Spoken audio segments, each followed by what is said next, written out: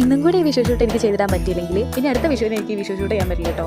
ചെയ്യണം എപ്പോഴും വിചാരിച്ചോണ്ടിരിക്കുമായിരുന്നു കേട്ടോ.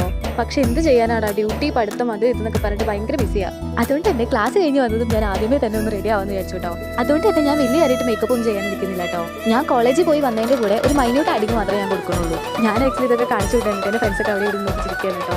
നമ്മുടെ ഈ സിമ്പിൾ മേക്കപ്പ് ലുക്കിൽ ആദ്യമേ ഞാൻ കുറച്ച് ഫൗണ്ടേഷൻ ഇട്ടിട്ട് അതൊന്ന് മൈന്യൂട്ട് ആക്കാൻ വേണ്ടിയിട്ട് അതിൻ്റെ കൂടെ ഞാൻ യൂസ് ചെയ്യുന്ന സൺസ്ക്രീം ആണ് ഇട്ട് കൊടുക്കുന്നത്. ഇച്ചിരി കഴുത്തിൽ ഇട്ട് കൊടുക്കുന്നുണ്ട് കേട്ടോ. ഇനി പിന്നെ നമുക്ക് കുറച്ച് ബ്ലഷ് ഇടാം, ഇച്ചിരി ചോന്നൊക്കെ ഇരിക്കട്ടെ.